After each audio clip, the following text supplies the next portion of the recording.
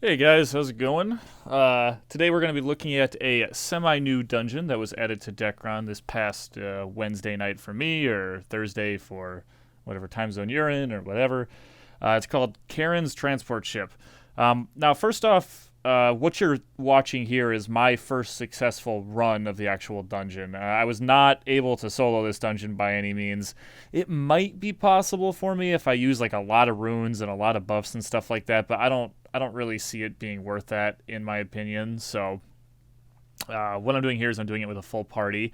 I'm not gonna lie, I probably failed with various parties. Probably failed this dungeon about 8 times before finally succeeding in beating it. So it was a bit of a challenge. But now that I've done it a few times, I actually find it uh, pretty easy, to be honest. If you have a good party, you can get through it pretty easily now. Anyway, the dungeon is called Karen's Transport Ship. I'll read the little thing here. Fight through the jungle and board an in-car order transport ship to defeat Karen's minions and the dreaded Abyss Death Herald in this seafaring dungeon. The first thing I want to say about this dungeon. Oh, and I'll just add this here. It's in Requies's Beach, and you have to talk to the NPC Wolf.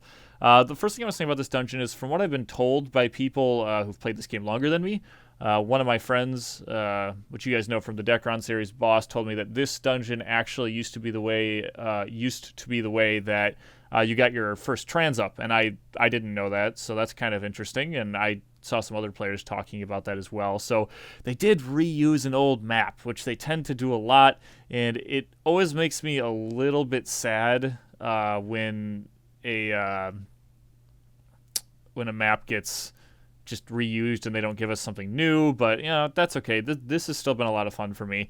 I do want to point out also, by the way, that boss that I'm fighting right now, you can actually entirely skip this boss. Just a quick pro tip for anyone who's been running this dungeon. So the level requirement for this dungeon is 180.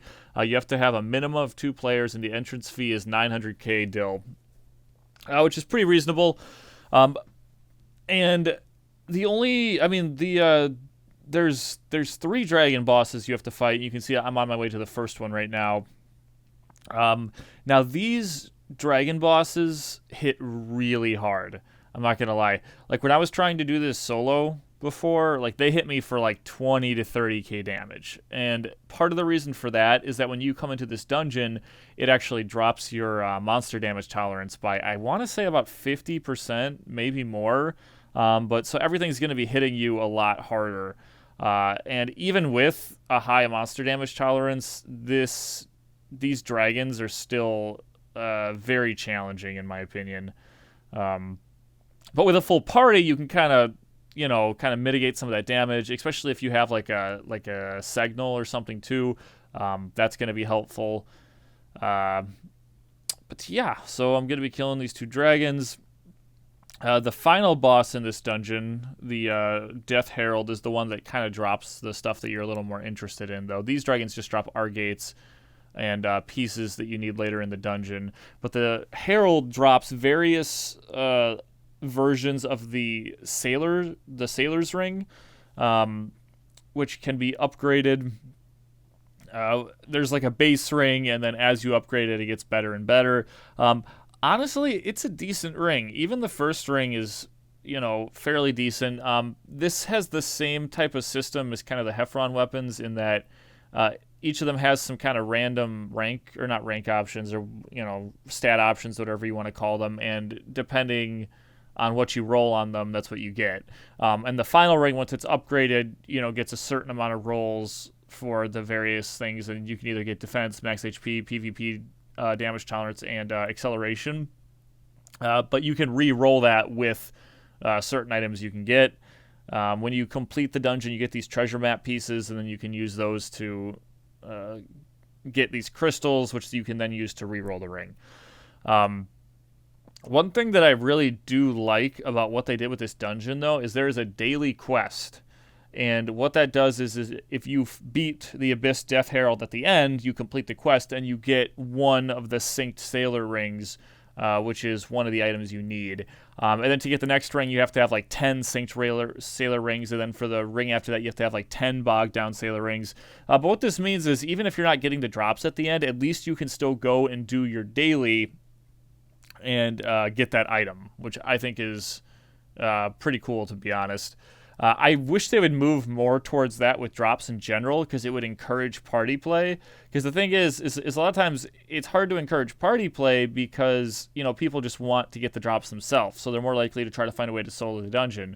But if there's like a quest where everyone gets the reward, or if there's like or if there's individual loots for a dungeon, I mean, that type of thing would really encourage party play and get people playing together again. And that's one thing I really like about this dungeon, is that it's got me, finding a party and doing the dungeon because I can't beat it on my own. So I think that's cool, and I really wish they would continue to move more towards these party dungeons where you actually need other players to complete the dungeon. Like, I really do think that's important, and I really do think they should keep moving in that direction. But we'll see what happens. Like in an event like that in the past that I thought was really good was I think it might have been a Christmas event, but you would need to do like these Crespo A runs or Treasure of Crespo runs, but at the end you would turn in the quest, and anyone who turned in the quest would get one of the random rewards. And like that type of a system, you see it in a lot of other MMOs, is much more successful just because it's going to encourage you to play with other players, because you're not going to be fighting over that drop at the end because it's instanced or it's given to each individual player. And I already said this, but I really hope that Papaya does keep doing stuff like that, just because it'll encourage players to actually play together, which is something that the game does not really do right now. So that was good. And as you can see, I just got dropped there. I did notice that I had the wrong rings on and stuff, so my monster damage tolerance was even lower. So that dragon literally hit me for like, I don't know, it was like 45k or 50k, which is more than my HP, so I died. But anyway, the daily quest to get the one ring is a huge thumbs up in my opinion, and I just really want to say that that's the right direction, and I hope they keep going in that direction. So, like I said, these are epic accessories, so they have like the random rolls on them, like the Heffron weapons, and you can upgrade them, and the final ring can actually be upgraded to plus 10. I don't know exactly what you upgrade it with. I don't know if you use condensed R-gates or if there's like a upgrade system in the game for that. I haven't gotten that far with my ring yet. This ring is going to take me a long time to farm, probably. I know some people have it already because you can technically get it as a drop.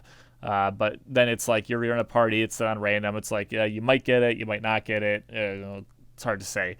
But if you farm it just getting your one ring a day, it would take you a very long time to get the ring. But I'm patient, and as long as people are still doing this dungeon, I'm going to keep doing the dungeon. One thing I have to say that is a little disappointing is just the overall amount of people playing the game.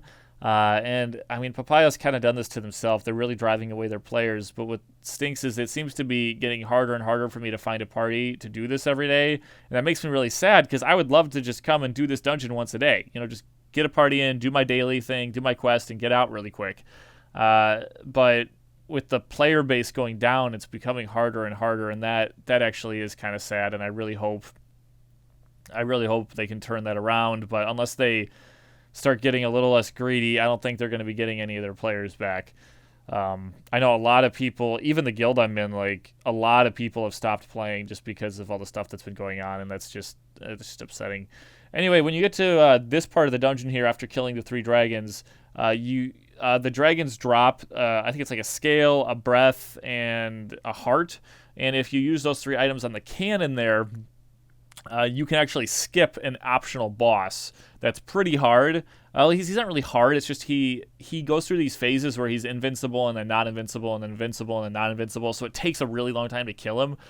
So if at this point, you trade your teammates or drop the items and let one person click on the cannon, you can actually take care of that boss before you even get over there. And I think that's kind of a cool mechanic. As you can see here, we were struggling a little bit with getting all the items together, but once we did, we took out that optional boss and we were able to move on. Anyway, so the exchange at the end, if you talk to Renza at the end, like I said, every time you complete the dungeon, you get 1 treasure map, which you can then exchange with like seeds and stuff to upgrade to treasure map version 2 and then version 3. And then from there, you can even attempt to get a Redbird random box, but or a Redbird mount. But the big thing for rerolling your ring are these Abyss crystals. Now, the only problem with that is you need one of the version 3 maps, and in order to get the version 3 map, you have to have one of the version 2 maps in Seed of Dreams, but then there's only a 5% chance of it actually upgrading to the version 3, which I think is way too low. So in order to get a version 1, you need 8 treasure map pieces. And then in order to get a version 2, you need that 1 plus 16. So that's 24 total treasure map pieces you need.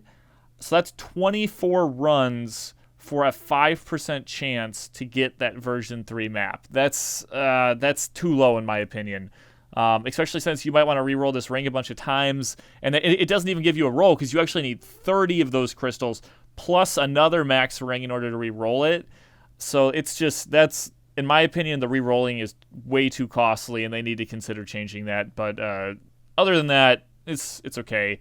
They added some stuff to the D shop. There's like a Saren's rune thing. I don't really care about that. They did actually add Blacksmith Graces to the shop, which I'm sure made a lot of the people who love throwing all their money at the game very happy. But I will not be participating in that at all. And I really would love to stress the point to you guys. Please do not give them any money right now. I mean, at least from my opinion, they've been really disappointing a lot of their player base, and they really do not deserve to be getting any of their players' money, unless they, change the way they're doing things. But they added that there.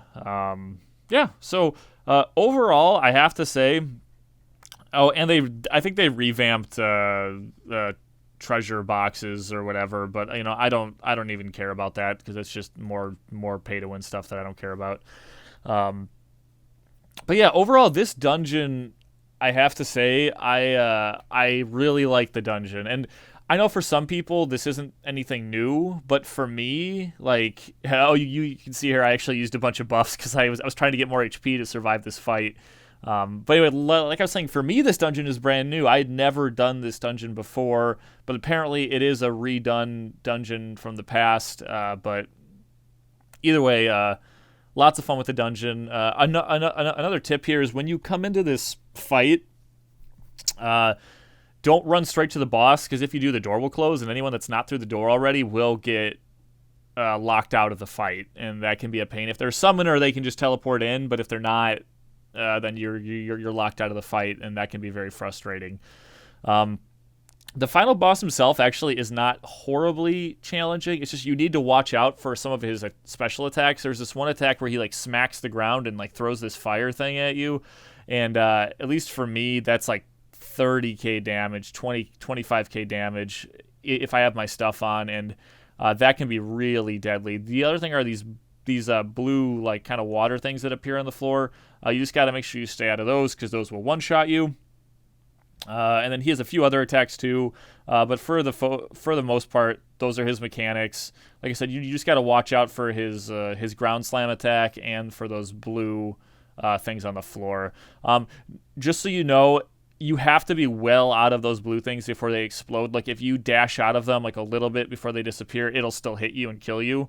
So you just gotta watch out what skills you're using. While the blue things aren't there, I really recommend not using any skills that take a long time to cast, because you'll get trapped in that place, and then by the time you can get out of that blue circle, it'll one-shot you. This dungeon has given a lot of value to segs just because they can res people at the end here, and that is really useful because it's easy to make a mistake and die. So I like that they're getting used to the healer class, which is really cool. But yeah, overall, I have to say I really enjoy this dungeon. I love doing it with other players. I think the drop system is pretty good. I like the ring drop system. I think the upgrade rate or the rate for the treasure maps is too low. But I think getting the one ring a day and then potentially getting other drops in the dungeon is fair. And overall, I just think it's a good update. So yeah, I hope you guys enjoyed this video. If you enjoyed my content, subscribe for more. As always, guys, if you have any questions or suggestions, you can leave them in the comments. And go check out the new dungeon. And until next time, guys, take care.